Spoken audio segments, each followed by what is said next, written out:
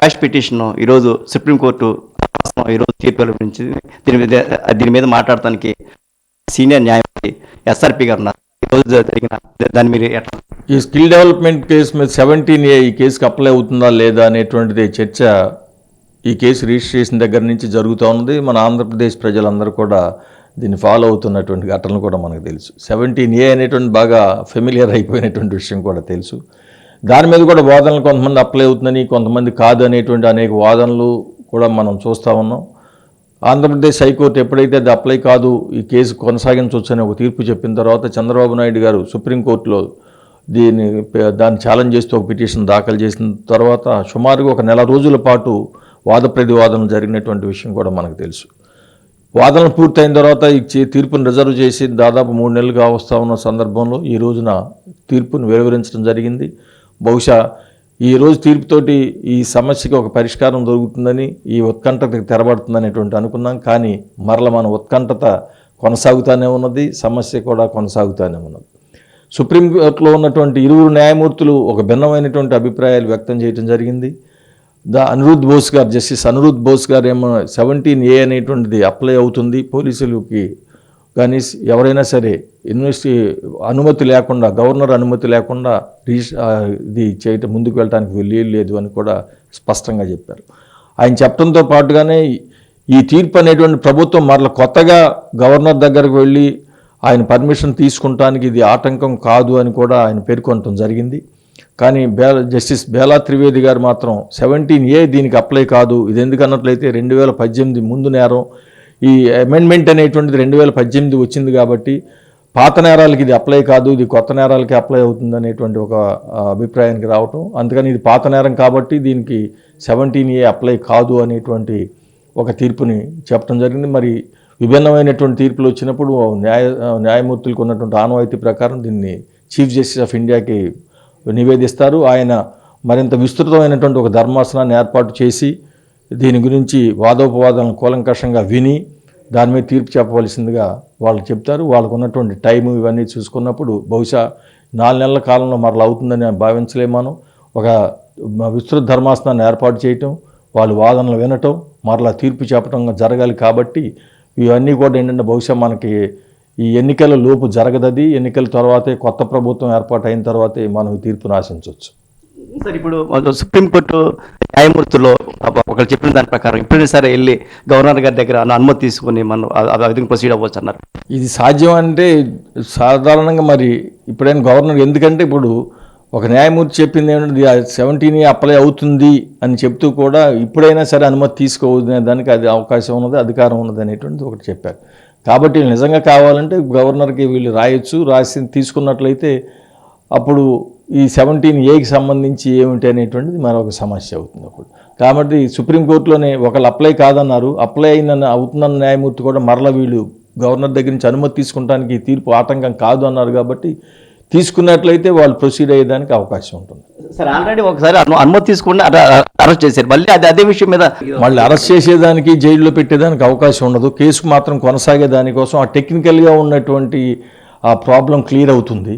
రేపు ఏంటంటే వాదనలో 17A ప్రకారం అనుమతి తీసుకోకుండా పెట్టారు అనేటువంటి వాదన చేయకుండా ఉండటానికి ఆ అనుమతి పనికి వస్తుంది తప్పితే మరలా రిమాండ్ చేయడానికి, జ్యుడిషియల్ కస్టడీకి పంపడానికి మాత్రం ఆ అనుమతి ఎందుకు ఉపయోగపడదు వీళ్ళకి.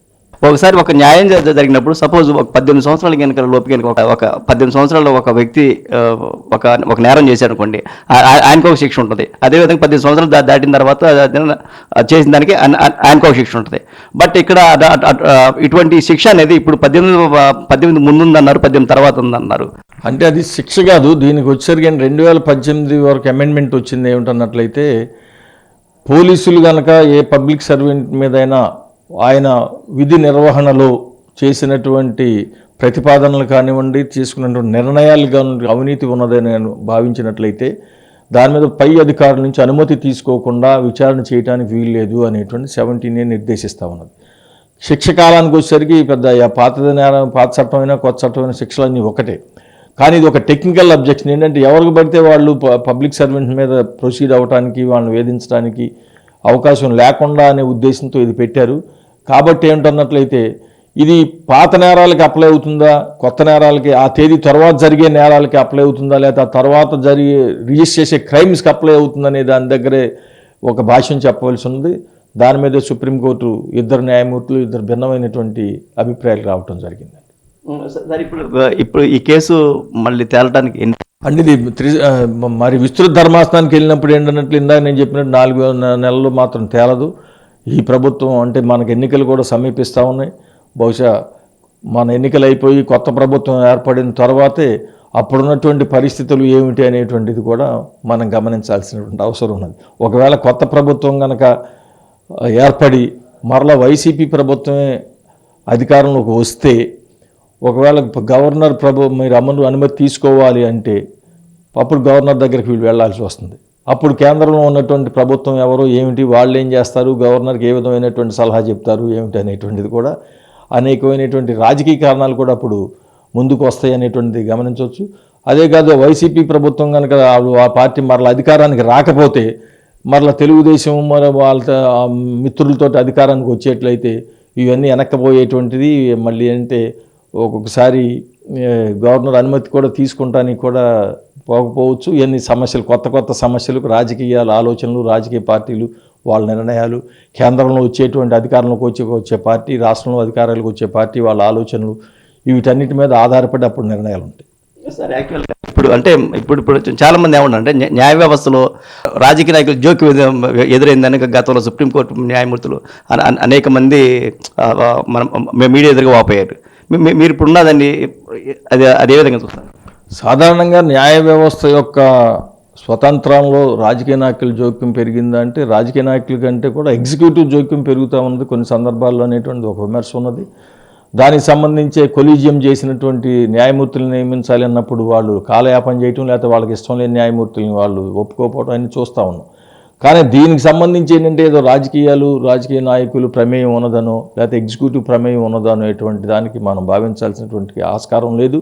ఎందుకన్నట్లు ఇది ఒక స్పష్టమైనటువంటి తీర్పు, రెండు భిన్నమైనటువంటి అభిప్రాయాలు. కాబట్టి ఎందుకంటే వీళ్ళు న్యాయమూర్తులు ఏంటంటే రాజకీయ పార్టీలు చెప్పినట్లు లేకపోతే ఎగ్జిక్యూటివ్ చెప్పినట్లు తీర్పులు చెప్పరు. కొన్ని సందర్భాలు ఇందాక చెప్పినట్టు అపాయింట్మెంట్స్ దగ్గరికి వచ్చేసరికి అనేక సందర్భాలు అనేక సమస్యలు సృష్టిస్తుందని సుప్రీంకోర్టు కూడా అనేక సందర్భాల్లో కేంద్ర ప్రభుత్వాన్ని హెచ్చరించిన ఘటనలు కూడా మనకు తెలుసు. దీంట్లో ఏదో రాజకీయ ప్రభావితం కానీ రాజకీయ ప్రేరేపితమైనటువంటి తీర్పులుగా మనం భావించడానికి అవకాశం. ఇది స్పష్టమైనటువంటి ఒక లీగల్గా ఉన్నటువంటి ఇరువురు న్యాయమూర్తులు వాళ్ళ చట్ట ప్రకారం లీగల్గా వాళ్ళ అభిప్రాయాలను వ్యక్తం చేసి రాసినటువంటి తీర్పులుగానే మనం భావించాలి.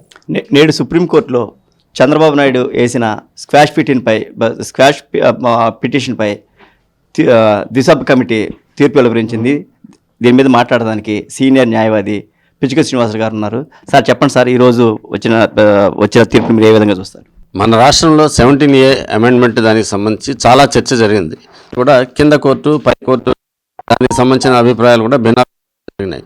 చంద్రబాబు నాయుడిని రిమాండ్ విధించిన తర్వాత దానికి సంబంధించి సుప్రీంకోర్టు సీనియర్ న్యాయవాది దీనికి సంబంధించిన అంశాన్ని లేవనెత్తి 17A అనేది ఒకటి తీసుకొని వచ్చేసి ఆ 17A ప్రకారం ఈ రిమాండ్ చెల్లదని చెప్పేసి ఆ రోజు చెప్పడం జరిగింది.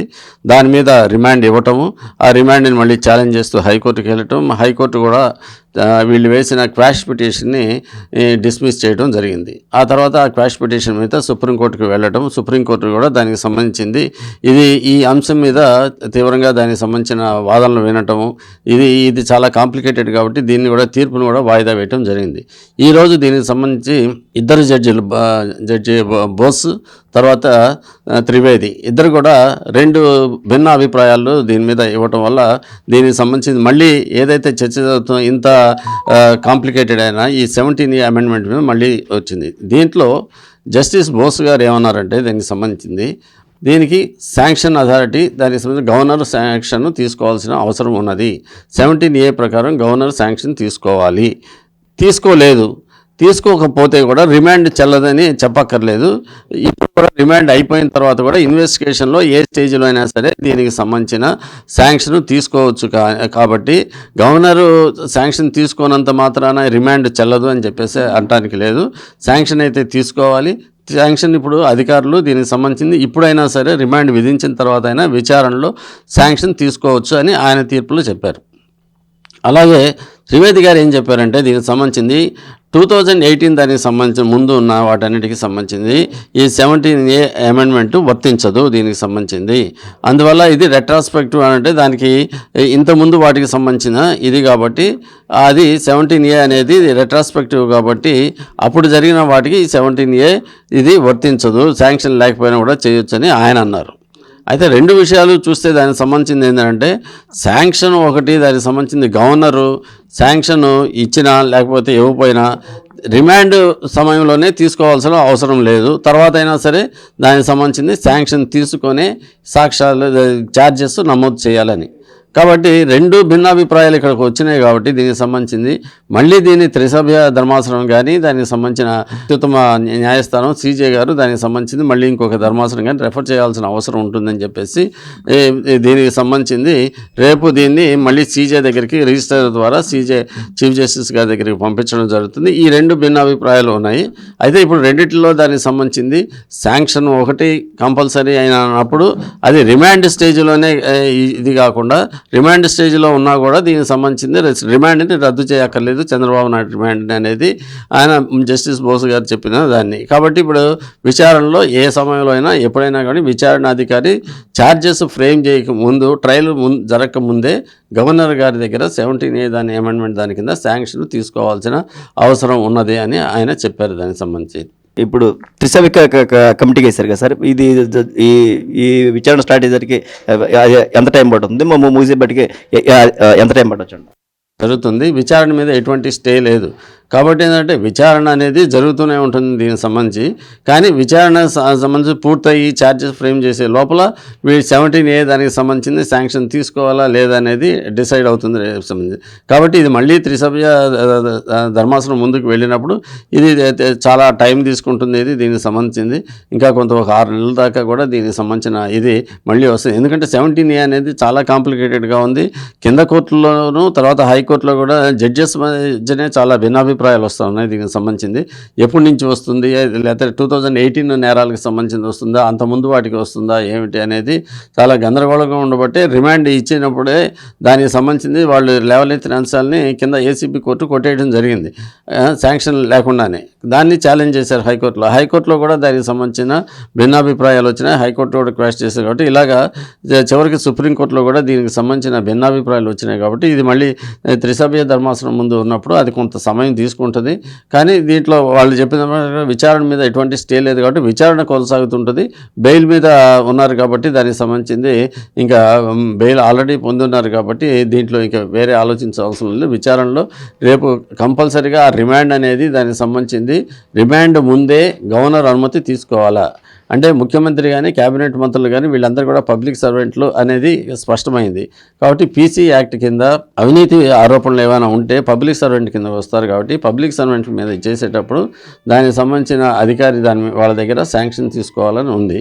కానీ ఈ శాంక్షన్ ఎప్పటి నుంచి తీసుకోవాలి, ఏంటి, రిమాండ్ స్టేజ్లో తీసుకోవాలా, విచారణలో స్టేజ్ తీసుకోవాలా, అసలు తీసుకోకుండానే చేయాలనేది దాని మీద ఉన్న భిన్నాభిప్రాయాలు దాని మీద ఈరోజు సుప్రీంకోర్టులో కూడా దానికి సంబంధించిన భిన్నాభిప్రాయాలు ఉండటం వల్ల ఇప్పుడు త్రిసభ్య ధర్మాసనానికి దీన్ని నివేదించారు. చూద్దాం దానికి సంబంధించిన ఒక 3 నెలల నుంచి 6 నెలల దాకా ఈ లోపల ఇది దీనికి సంబంధించిన టైం పట్టొచ్చు.